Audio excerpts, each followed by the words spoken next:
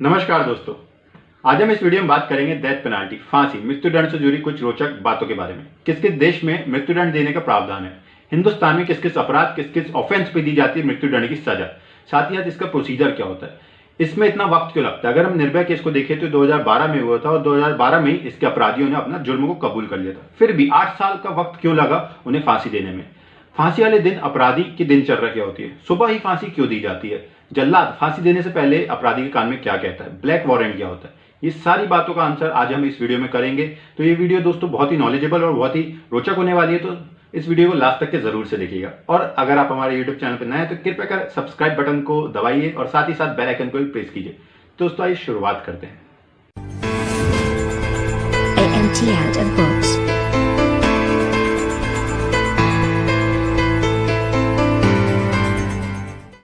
दोस्तों हिंदुस्तान में मृत्युदंड देने के दो ही तरीके हैं, पहला फांसी देकर, दूसरा गोली मारकर। अगर हम बात करें 1973 क्रिमिनल प्रोसीजर कोड के अकॉर्डिंग, जो कि एक सिविलियन कोड होता है, आम जनता के लिए कोड होता है, उसमें मृत्युदंड देने का सिर्फ और सिर्फ फांसी में लटका कर ही दिया जाता है। अगर हम बात करें आर्मी एक्ट 1950 के अकॉर्डिंग, जो कि एक मिलिट्री कोड होता है, डिफेंस का कोड होता है, उसमें मृत्युदंड देने का फांसी देकर या फिर गोली मारकर देने का प्रावधान है।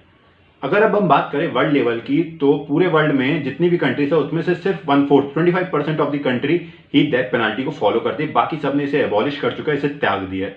उसमें जो कंट्रीज आती है वो है China, India, Pakistan, US, Bangladesh, Indonesia, Egypt, Saudi Arabia, Iran, Iraq और सारी इस्लामिक कंट्रीज। जो टॉप मोस्ट 4 कंट्रीज है वो है चाइना, सऊदी अरेबिया, इराक, जो कि बहुत ज्यादा ही डेथ पेनाल्टीज देती हैं। और अगर बाकी कंट्रीज की बात करें तो वो rare of the rarest case पे ही देती है। इंडिया कोर्ट ने एक आदेश जारी किया था, ऑर्डर जारी किया था, जिसमें उन्होंने कहा था कि rare of the rarest offence case में ही, क्रूर अपराध में ही इंडिया में फांसी की सजा दी जाएगी। अब किस किस अपराध में इंडिया में दी जाती है फांसी की सजा, तो दोस्तों वो जानते हैं।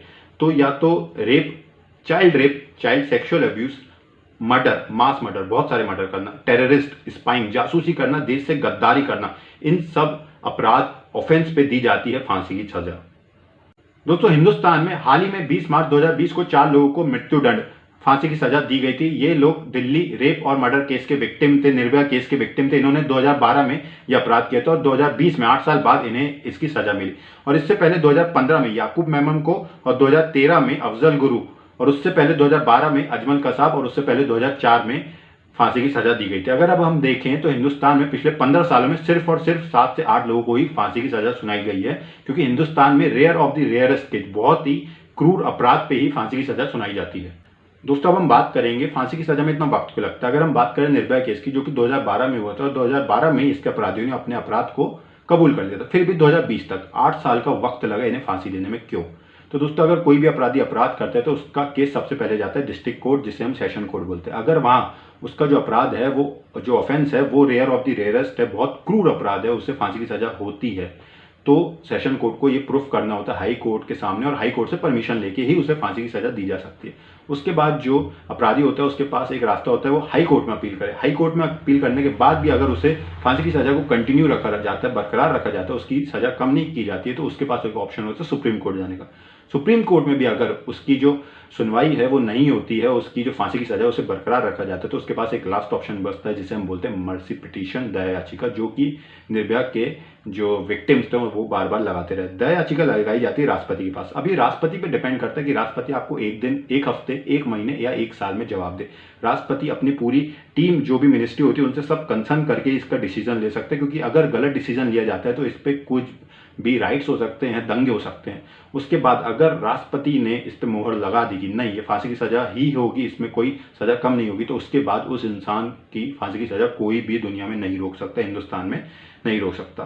तो दोस्तों इसलिए ये सब जो डेट्स होती हैं, पहले सेशन कोर्ट की डेट्स, उसके बाद सुप्रीम कोर्ट, हाई कोर्ट, फिर राष्ट्रपति के पास दया याचिका लगाना, इस सब में सालों साल निकल जाते हैं। इसलिए अगर हम देखें तो हमारे हिंदुस्तान में कई सालों तक जो फांसी की सजाएं हैं वो पेंडिंग पड़ी रहती हैं। केसेस इतने आते हैं तो उसके कारण भी पेंडिंग पड़ी रहती है, क्योंकि डेट पे डेट नई नई डेट्स आती रहती हैं। दोस्तों अब जारी होता है डेथ वारंट, जिसे बोला जाता है ब्लैक वारंट। ये वारंट जारी होने के 15 दिन के अंदर अंदर ही फांसी देने का प्रावधान है, नियम है जेल मैनुअल में। उसके बाद उस दोषी को शिफ्ट किया जाता है उस जेल में जहां फांसी के प्रबंध होते हैं, और उसे एक अलग बैरक में रखा जाता है। उसके खान पान पर ध्यान दिया जाता है, साथ ही साथ 24 घंटे उस पर गार्ड्स की निगरानी होती है। उसकी मेंटल और फिजिकल हेल्थ का भी चेकअप किया जाता है कि वो किसी भी तरह सुसाइड करने की कोशिश ना करे। उसके बाद 10 से 15 दिन पहले ही उसके घर वालों को इत्तला कर दिया जाता है। उसके गले के साइज का नाप का फंदा भी तैयार किया जाता है, जिसे लॉकर में संभाल के रखा जाता है। फांसी के ठीक एक दिन पहले उसे ट्रायल किया जाता है। उस फंदे को ट्रायल किया जाता है डमी पे, जो डमी का वजन ठीक अपराधी के वजन के मुताबिक होता है। दोस्तों अब दिन आता है फांसी का। तो फांसी के दिन विक्टिम को, अपराधी को सुबह 3 बजे उठा दिया जाता है। उसके बाद वो नहा धो के तैयार होता है। उसके बाद उसकी आखिरी इच्छा पूछी जाती है कि वो क्या खाना पसंद करेगा या कौन सी धार्मिक बुक पढ़ना पसंद करेगा। With in the limit of शासन प्रशासन उसे वो चीज़ प्रोवाइड की जाती है। उसके बाद उसे कुछ देर के लिए अकेला छोड़ दिया जाता है। उसके बाद उसका मेडिकल और मेंटल चेकअप होता है। अब दोस्तों क्वेश्चन उठता है कि सुबह ही हमेशा क्यों फांसी दी जाती है? तो जेल के बाकी गतिविधियों पर असर ना पड़े, इफेक्ट ना पड़े, तो इसलिए सुबह जल्दी फांसी दे दी जाती है, पहला रीज़न। दूसरा रीज़न ये है कि भीड़ या मॉब, क्राउड इकट्ठा ना हो, उसके लिए भी लोगों के उठने से पहले ही ये काम को निपटा दिया जाता है। उसे फांसी दे के उसे ख़त्म कर दिया जाता है अपराधी को। साथ ही साथ ये भी बोला जाता है कि अपराधी पे मेंटल प्रेशर ना आए कि अगर शाम को फांसी है तो सुबह से उठ के उस बारे में ना सोचे। इससे भी बचने के लिए उसे सुबह सुबह फांसी दे दी जाती है। अब अपराधी को फांसी के तख्ते पे ले जाया जाता है। साथ ही साथ उसके हाथ पीछे करके बांध दिए जाते हैं ताकि वो कस्टडी से भागे ना। उसे फांसी के फट्टे पे खड़ा किया जाता है, जो कि 10 से 12 फीट ग्राउंड लेवल से ऊपर होता है। नीचे उसके वेल या एक रूम होता है। उसके बाद उसके पैर भी बांध दिए जाते हैं ताकि वो फड़फड़ाए ना, और उसको मैजिस्ट्रेट पूरा जो वारंट है वो पढ़ के सुनाता है कि उसे फांसी क्यों हो रही है। जेल अधीक्षक, एग्जीक्यूटिव मैजिस्ट्रेट, डॉक्टर और जल्लाद की मौजूदगी में उसे फांसी दी जाती है। उससे पहले जो जल्लाद है उसके कान में कहता है, हिंदू भाइयों को राम राम, मुसलमान भाइयों को सलाम, हम तो हुक्म के गुलाम हैं, अपने फर्ज के आगे मजबूर है। इसके बाद इशारा मिलने पर तय समय पर फिर जल्लाद अपराधी के पैर के नीचे से जमीन खींच लेता है। अब फांसी के आधे घंटे बाद आके डॉक्टर अपराधी की बॉडी को चेक करता है और उसे मृत घोषित करके वारंट पे साइन करता है। उसके बाद अपराधी की बॉडी को नीचे उतार लिया जाता है और उसके घर वालों को सौंप दिया जाता है अंतिम संस्कार के लिए।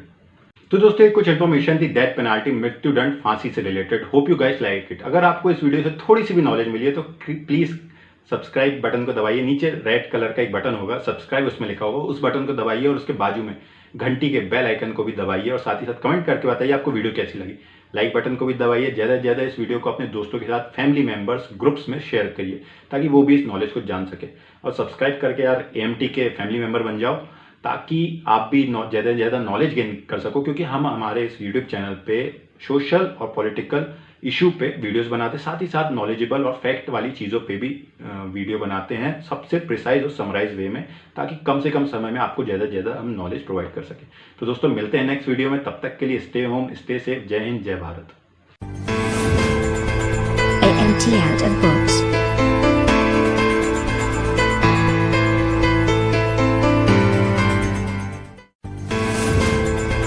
AMT out of books.